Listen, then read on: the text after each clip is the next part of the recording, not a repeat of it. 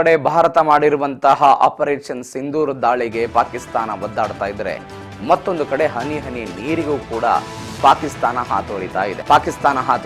ಪಾಕ್ ಬಳಿ 35 ದಿನಕ್ಕೆ ಆಗುವಷ್ಟು ಮಾತ್ರ ನೀರು ಉಳಿದಿದೆ ಅಂತ. 35 ದಿನಕ್ಕಾಗುವಷ್ಟು.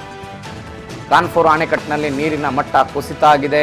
ಹನಿ ಹನಿ ನೀರಿಗೂ ಕೂಡ ಪಾಕಿಸ್ತಾನ ಹಾತೊರಿತಾ ಇದೆ. ಹನಿ ಹನಿ ನೀರಿಗೂ ಕೂಡ ಪಾಕಿಸ್ತಾನ ಒದ್ದಾಡ್ತಾ ಇರೋದು. ಕುಡಿಯೋದಕ್ಕೆ, ಕೃಷಿಗೆ, ಇಂಡಸ್ಟ್ರಿಗಳಿಗೆ ಕೇವಲ 35 ದಿನ, ಹೆಚ್ಚು ಕಡಿಮೆ ಒಂದು ತಿಂಗಳಿಗಾಗುವಷ್ಟು ನೀರು ಪಾಕಿಸ್ತಾನದ ಬಳಿ ಇರೋದು. ನೀರಿನ ಮಟ್ಟ ದಿನದಿಂದ ದಿನಕ್ಕೆ ಕುಸಿತ ಆಗ್ತಾ ಇದೆ. ಸಿಂಧೂ ನದಿ ಒಪ್ಪಂದವನ್ನ ಅಮಾನತಿನಲ್ಲಿ ಇರಿಸಲಾಗಿದೆ. ಅದಾದ ನಂತರ ಅಣೆಕಟ್ಟುಗಳಿಂದ ಹೋಗ್ತಾ ಇದ್ದಂತ ನೀರನ್ನು ಕೂಡ ನಿಲ್ಲಿಸಲಾಗಿದೆ.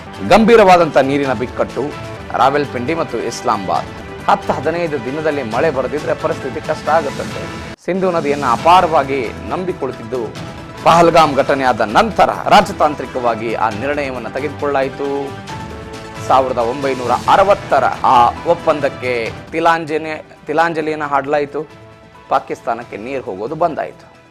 ಪರಿಣಾಮ ಇವತ್ತು ಪಾಕಿಸ್ತಾನದಲ್ಲಿ ಇಂಥದ್ದೊಂದು ಪರಿಸ್ಥಿತಿ. ಪಾಕಿಸ್ತಾನದ GDPಯ 25% ಆರ್ಥಿಕತೆ ಈ ನೀರಿನಿಂದ ಆಗ್ತಾ ಇದ್ದಂಥ ಆಕ್ಟಿವಿಟೀಸ್ಗಳಿಂದ ಬರ್ತಾ ಇತ್ತು.